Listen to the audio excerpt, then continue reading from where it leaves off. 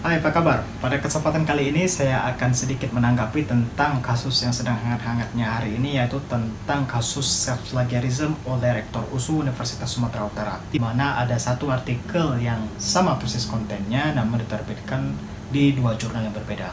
Itu di beritanya seperti itu. Namun ketika saya telusuri di Google atau Google Scholars, itu ada 3 publisher yang berbeda. Mari kita telusuri.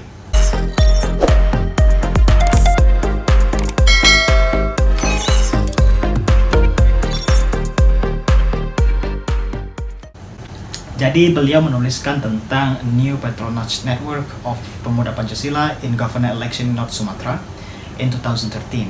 Jadi beliau menuliskan artikel ini pada tahun 2014, diterbitkan di jurnal komunitas di UNES, Universitas Negeri Semarang. Itu dalam versi bahasa Indonesianya. Kemudian beliau menerjemahkan artikel ini ke dalam versi bahasa Inggris, Men in India, pada tahun 2017. Namun ada juga artikel yang sama persis dalam bahasa Inggris diterbitkan di International Journal of Scientific Research and Management tahun 2018 di India juga. Jadi ada 2 jurnal dalam bahasa Inggris, kemudian ada 1 jurnal dalam bahasa Indonesia. Jadi ada 3 publisher yang berbeda. Nah, untuk menanggapi hal ini, pertama, ini artikel sudah lama diterbitkan dari tahun 2014 dan dalam bahasa Inggrisnya tahun 2017. Sekarang tahun 2021, mengapa baru sekarang dipermasalahkan? Nah, saya sering sekali sampaikan ketika saya dalam conference atau seminar begitu kepada teman-teman dosen atau teman-teman mahasiswa untuk berhati-hati dalam proses self-plagiarism ini ataupun misconduct lainnya. Karena apa? Mungkin sekarang ketika kita publish tidak ada masalah. Mungkin kita cuek-cuek aja, terutama dalam penggunaan instrumen, tidak minta izin gitu kan. Kemudian dalam proses plagiarisme atau proses terjemahannya ini kita cuek-cuek aja. Ketika barang sudah publish dan open access, semua orang bisa baca, mau 10 tahun, 20 tahun, 30 tahun ke depan, itu pasti akan terjadi masalah. Kalau mau dicari-cari kesalahannya ini, tidak akan ada masalah kalau misalnya hanya di Indonesia dan mungkin bisa dinegosiasi begitu. Namun ketika kita punya kepentingan, hal ini bakal terjadi masalah. Ya memang pada awalnya, pada dasarnya memang ini salah. Tapi kemungkinan kita cuek, tidak ada kepentingan, ya kita cuek-cuek aja. Namun sekarang kita punya kepentingan, akan terjadi masalah. Nah sekarang ini terjadilah kasusnya. Mungkin 3 tahun kebelakang kemarin tidak ada masalah kalau tidak ada kepentingan. Namun sebetulnya memang sudah salah. Nah ini kita harus sampaikan kepada para mahasiswa. Jangan sampai terjadi lagi begitu. Untuk hal-hal seperti ini, dan kita harus sampaikan basic fundamental code ethics untuk publikasi ini.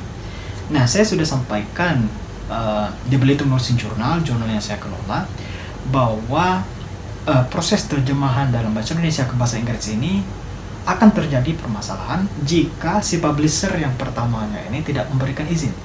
Kita translate ke dalam bahasa Inggris, kemudian kita tidak dapat izin dari publisher yang pertama, dari jurnal yang pertama kita terbitkan, maka ini akan terjadilah masalah hak cipta, masalah copyright. Oke? Nah, dan ini tidak akan terjadi jika pertama kita menerbitkan di jurnal atau publisher kita sendiri. Kita menerbitkan sendiri. Mau dalam bahasa Indonesia, bahasa Inggris, bahasa Spanyol, bahasa Arab, kita terbitkan sendiri, ya tidak ada masalah. Oke, karena itu penerbit kita sendiri. Dan juga yang kedua, tidak ada masalah jika ketika publish ke dalam bahasa Inggris atau bahasa Arab, bahasa Spanyol, tidak akan terjadi masalah jika kita sudah mendapatkan izin dari publisher yang pertama menerbitkan. Oke? Jadi itu tergantung copyright. Ada beberapa jurnal atau beberapa publisher itu tidak masalah kalau misalnya sudah open access, copyrightnya milik author dan tidak perlu meminta izin kepada publisher yang pertama. Itu tidak ada masalah kalau misalnya dituliskan seperti itu. Tapi itu sekali lagi berdasarkan copyright permission-nya mau seperti apa. Ada juga walaupun sudah copyright permission-nya milik author, tapi tetap harus mendapatkan izin publisher pertama untuk menerbitkan di jurnal yang berbeda dalam versi bahasa yang berbeda. Kita harus cek kembali copyright permission-nya seperti apa. Kalau misalnya saya lihat di jurnal UNES ini tidak tertulis copyright permission-nya itu open access versi berapa, karena banyak versi-versi open access itu. Jadi kita harus cek kembali. Kedua, di mana terjadi 2 publisher menerbitkan satu artikel dalam bahasa Inggris yang sama. Jadi di situ di Men in India itu ada satu author, di International Journal of Scientific Research Management ini ada 3 author, 3 penulis, tapi judul dan kontennya sama. Nah, ini permasalahan lagi, karena ini ada double submissions, ada double publications. Jadi kemungkinan banyak juga yang tidak tahu. Dan ini seringkali terjadi di mahasiswa, karena mungkin mahasiswa ini tidak tahu, main submit aja. Karena mereka pengen cepat lulus, mereka double submissions, mensubmit satu artikel yang sama di 2 jurnal yang berbeda. Mereka tidak peduli siapa yang publish duluan, yang penting publish aja. Mereka tidak memikirkan apa itu namanya reputasi kampus, reputasi orang-orang yang ikut mereka begitu. Jadi ini bukan hanya terjadi saat ini, sering kali terjadi sebetulnya, termasuk di jurnal yang saya kelola, di Belitung Nursing Journal. Jadi banyak juga yang menerjemahkan ke dalam versi bahasa Inggris, dia submit ke Belitung Nursing Journal. Ketika saya sudah accept, belum saya terbitkan, kemudian saya cek di Google, ternyata ada versi bahasa Indonesianya. Nah, ini bermasalah dong, sungguh bermasalah. Pertama, tidak dapat izin dari publisher sebelumnya. Maka dari itu saya kontak si autornya, minta izin ke publisher pertama yang menerbitkan dalam versi bahasa Indonesia ini. Kemudian kita citasi di main text-nya, kemudian kita sampaikan di ethical consideration-nya bahwa ini sudah diterbitkan dalam versi bahasa Indonesia. Jadi kita harus sampaikan di versi bahasa Inggrisnya itu. Nah, itu harus berhati-hati.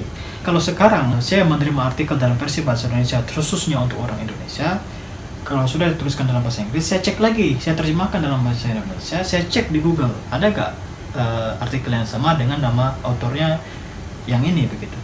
Karena mungkin tidak semua mahasiswa itu tahu bahwa mereka itu tidak bisa menerbitkan artikel dalam versi bahasa Inggris di mana artikel bahasa Indonesianya sudah terbitkan sebelumnya tanpa minta izin dari publisher sebelumnya. Mungkin tidak tahu, atau mungkin sudah tahu, mungkin cuek aja gitu. Jadi ya kita harus pikirkan dan kita harus sampaikan kepada mahasiswa yang kita punya saat ini begitu. Nah, bagaimana kalau misalnya udah 2 jurnal ini mempunyai satu artikel yang sama? Nah, mau tidak mau, Made in India dengan International Journal of Scientific Research Management ini harus meretraksi artikel yang mereka terbitkan itu. Terserah mau yang mana ini. Apakah International Journal of Scientific Research Management-nya meretract atau Made in India-nya meretract. Ini salah satunya harus meretract. Karena kalau tidak akan terjadi permasalahan. Karena terjadi misconduct.